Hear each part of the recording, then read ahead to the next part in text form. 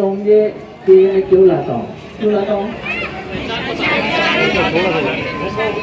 निशानी बताने के लिए लाता हूँ, कोई शौक नहीं मेरा। मैं आपको सिर्फ याद दिलाना चाहता हूँ, पिछली बार शमीम भाई आप आए थे, मैं आया था, शामी भी आए थे, और मैडम किधर है, किधर है? नहीं, एक मिनट, आपने रास्ते की मांग की थी, बराबर है? मैंने क्या कहा था कि कल से शुरू, आज खत्म होने को आया।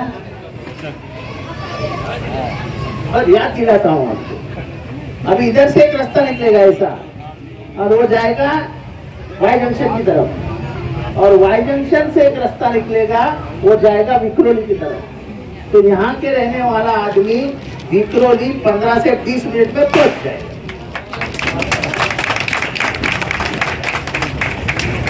और लोग बोलते जितेंद्र रावत ने क्या काम किया, बताओ मैं, बताइए जरा उनको मैंने क्या काम किया है। जो एक काम करता है उसको याद रहता है। अभी मैं ये मुझे क्यों याद आ रहा, क्योंकि इधर ही मीटिंग थी और इधर ही मैंने कहा था कि ये रास्ता कल से शुरू, मैंने हो गया था, दूसरे दिन से हुआ, और बीच में थोड़ा सा बारिश की वजह से रुका भी था। अरे भाई आपको ही मैंने ट्राई की थी ना कि रास्ता शुरू हो जाएगा, तो बात तो बात है कि मैं आया हूँ चुनाव का भाषण करने के लिए, मैं आया हूँ चुनाव का भाषण करने के लिए। मैं हमेशा कहता हूँ कि ये रास्ता बन गया, जल बिगड़ भी जाएगा, खराब हो जाएगा, इसको फिर बना भी सकते हैं, पानी कल आएगा, 2 दिन नहीं आएगा, फिर से आएगा, आने जाने का सिलसिला चालू रहेगा, लाइट आएगी, लाइट जाएगी, लेकिन देश का है, इस देश का संविधान बदल गया, उस दिन न तुम रहोगे ना हम। जो हालात इस देश में चल रहे हैं, वो हालात आपके सबके नजरों के सामने है। जिस तरीके से महाराष्ट्र में माहौल बदला जा रहा है, खास करके चुनावों के 3 महीने पहले से मुसलमानों को जिस तरीके से डराया जा रहा है, ये महाराष्ट्र में इसके पहले कभी भी नहीं हुआ। महाराष्ट्र ने हमेशा भाईचारा रखा है। हमने हमारे जो सबसे बड़े राजा थे शिवाजी महाराज, उन्होंने अपने हुक्मनामा में कहा था कि आपके बीच में अगर कोई मस्जिद आती है तो उस मस्जिद को हाथ भी मत लगाना। अगर आपके हाथ में कुरान लगता है तो जाके किसी अच्छी जगह पे रख दो। आजकल कुरान फाड़ा जाता है, मस्जिद की तबाही की जाती है, दरगाह तोड़े जाते हैं। हमारे नेता जो सरकार में बैठे हैं ये कहते हैं कि हाजी मलंग को शहीद कर दो। हाजी मलंग का जो मालिक है पटवर्धन, वो कहता है कि किसी सूफी संत की यहाँ कब्र थी है कब्र उठा के तो लिखी जाती है ना, तो उसको उसकी तबाही करके क्या मेरे क्या तुम्हारा मतलब क्या है?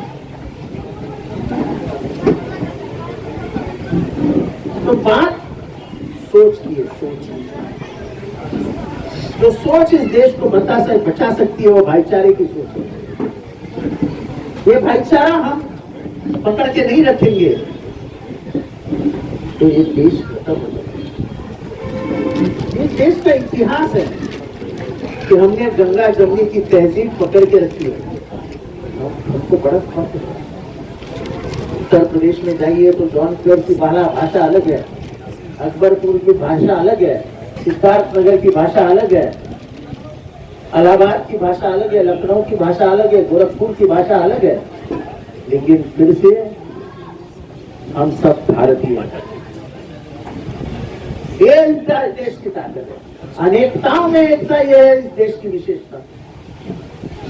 आप मेरी पर्दा नशीन बहने आज जब बैठी है, कोकन की मुस्लिम औरत तो मंगलसूत्र पहनती है, लेकिन है मुसलमान। वो जो समाज व्यवस्था चलती आई है उसको तुम बदल नहीं सकते ना, और उसको बदलने का काम सरकार ने भी नहीं करना चाहिए।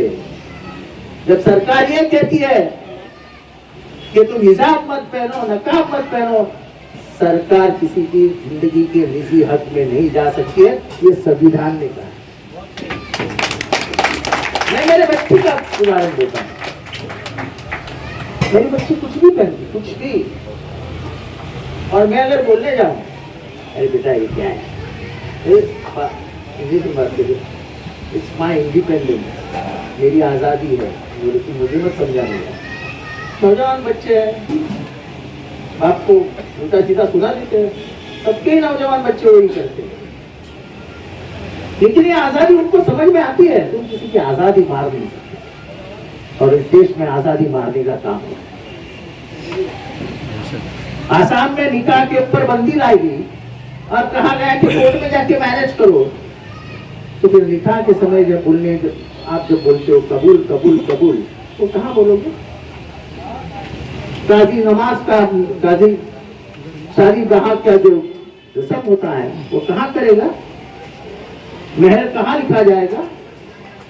क्यों पढ़ते हो इन सब चीजों में आप? अल्लाह रसूल के बारे में, अपने रसूल के बारे में जब भला बुरा कहा जाता है तो पीछे पीछे बैठे हुए चीफ मिनिस्टर कहते हैं कि इस आदमी के बाल को भी हाथ नहीं लगा देंगे। हम उसको मारने नहीं जा रहे थे, आप लोग उसको मारने नहीं जा रहे थे। उम्मीद ये थी कि मुख्यमंत्री ये सबका मुख्यमंत्री है ना, तो पूरे महाराष्ट्र का मुख्यमंत्री है, तो कम से कम हमको ये उम्मीद है कि कोई गलती करे तो मुख्यमंत्री का धर्म है कि उसने उसको माफ नहीं करना चाहिए, जो कानूनन लिखा है उसकी सजा उसको मिलनी चाहिए। विशालगढ़ पे दरगाह तोड़ा गया, नीचे आके मस्जिद तोड़ी गई, आज तक तो दरगाह तोड़ने वाले और मस्जिद तोड़ने वालों को अरेस्ट हुई नहीं। ये तो ट्रेन में जो मणियार चाचा को मारा गया, तो हमारे एक दोस्त थे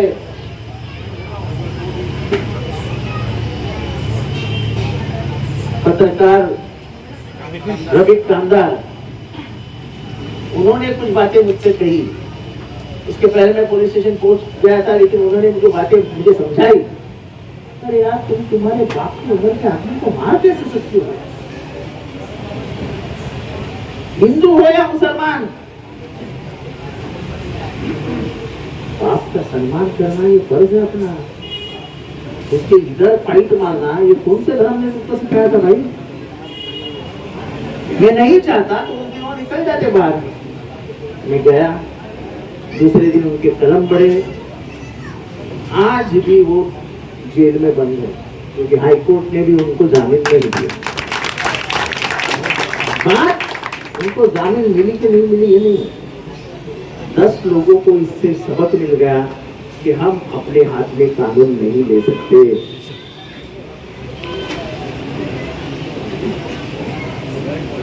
लोकसभा के चुनावों के दरमियान जो कुछ हुआ वो सिर्फ मुसलमानों ने किया नहीं, यहाँ का अमन पसंद हिंदू जो है वो खुद बीजेपी के खिलाफ चला गया है। मैं आपको सही सही बताता हूँ, रवाब भाई चंद्रपुर में 1% मुसलमान नहीं है, 3.5 लाख से हार गए। गढ़चिरौली में 1% मुसलमान नहीं है, 2.5 लाख से हार गए। दिंडोरी में, नासिक में 10% के उस पर मुसलमान ही नहीं है, सब हिंदू है, सब जगह पे। अयोध्या जैसे जगह पे जहाँ राम जन्म भी, राम ऐसा है, हम राम भक्त है, मुझे शर्म नहीं आती कहते हुए कि मैं हिंदू हूँ, जन्म से हिंदू, मरूंगा हिंदू। लेकिन मेरा हिंदू धर्म क्या सिखाता है? वासुदैव कुटुंबकम, वासुदैव यानी पूरी मेरी दुनिया ये मेरा घर है, अपना घर है, जो आप में है, क्या आप में क्या कहते हो उसको? रहमतुल आमीन। दोनों का मतलब तो सेठ है। तो धर्म गलत की नहीं सिखाता, हम उससे गलत रास्ते निकाल दें। हिंदू मुसलमान तो राम मंदिर 6000 करोड़ रुपए का बना है और आप बिल्डिंग बनाते हैं, पहले साल में लिखे देता है क्या? अरे बताइए ना, अरे क्या शर्म आ रहा है? देना पड़ता है भाई, 7 साल का देना पड़ता है। राम मंदिर में पहले साल इतना लीकेज हुआ कि राम खुद पूरे बारिश में सुबह से लेकर शाम तक स्नान करता है। हमारे राम भगवान को नहीं छोड़ा उन्होंने। फिर राम भगवान ने क्या किया देखो, राम भगवान ने उनको अयोध्या में हरा दिया। राम भगवान जहां जहां कदम लगाए ऐसे इतिहास में बोला जाता है हर जगह पे हार गए।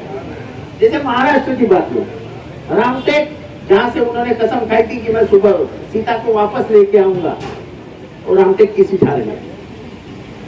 नासिक जहां वो आराम करने आए थे, पंचवटी एक जंगल था, हार गए। रामेश्वरम जहां से वो सिलोन गए थे, यानी श्रीलंका गए थे, सीट हार गए। राम भी उनके साथ देने को तैयार नहीं है। वो भी थक गए हैं कि क्या मेरा बार बार इस्तेमाल करके सत्ता में आते और जुल्म करते हैं। तो जुल्म किसी भी भगवान को पसंद नहीं आता है। बात डेवलपमेंट की है, डेवलपमेंट होती रहेगी, पानी बढ़ेगा, पॉपुलेशन बढ़ता जाएगा, इमारतें बढ़ती जाएंगी, टावर्स बनेंगे, सब बनते रहेंगे। लेकिन फिर से एक बार कहता हूं कि जिस दिन इस देश की विचारधारा बदल गई और आरएसएस की विचारधारा जिस दिन इस देश में आई, उस दिन समझ लो कि यहाँ का दलित, यहाँ का पिछड़ा, मैं पिछड़ा हूं, और मुसलमान, इसकी लड़ाई है, ये विचारों की लड़ाई है। आज डॉक्टर बाबा साहब अम्बेडकर ने वोट का हत्या दिया है आपके हाथ में। डॉक्टर बाबा साहब अम्बेडकर ने आपको एक वोट दिया, रवाब भाई को एक वोट दिया और अडानी को भी एक ही वोट दिया है। आप लखपति हो, रवाब भाई करोड़पति है और अडानी अरबपति है, तो उसको 20 वोट, तुमको 10 वोट और तुमको 3 वोट, ऐसा नहीं है ना। सभी को एक वोट दिया है। इस वोट की ताकत क्या है? इस वोट की ताकत तलवार जैसी है कि बिना खून से आप पूरी राजवट यानी पूरी सरकार फेंक सकते हो। ये है 5 साल के बाद की तुम्हारी ताकत। लेकिन हम वोट देते ही नहीं है। ये तो अच्छा हुआ ये लोकसभा में आप जाग गए, इसलिए 400 पार का नारा लगाने वाले अमित शाह और नरेंद्र मोदी 240 पे आ गए और 56 इंच की चीज 24 इंच पे आ गए। ये सब आपकी कमाल है, आप और अमन पसंद हिंदुओं की। वोटिंग से कभी दूर मत रहिए। देखो ऊपर भी पूछा जाएगा कि सब जुल्म जालिम कर रहा था तो तुम क्या कर रहे थे? क्या बोलोगे? वोट नहीं दे रहे थे? क्या बोलोगे? क्या हम वोट के लिए गए नहीं थे? तुमको वोट के लिए जाना पड़ेगा, ये जिम्मेदारी है तुम पे। वोट करना ये जिम्मेदारी है, क्योंकि जुल्म और जालिम को सहन करना दोनों गुनाह है। तो वो गुनाह तुम करोगी? ये तो करते आजकल। तो बात यह है कि महाराष्ट्र में जो माहौल बिगड़ रहा है, डेवलपमेंट तो जितेंद्र रावण करता ही रहेगा, इसका वो शौक है। बाबा साहब अम्बेडकर ने तुम्हारे हाथ में जो हथियार दिया है उसका इस्तेमाल करो। ये गवर्नमेंट को उठा के फेंक देना है। यहाँ पे इंडिया अलायंस का सरकार लाना है और उसके लिए आप सभी लोग मेहनत करके, मेरी निशानी क्या है पता है ना?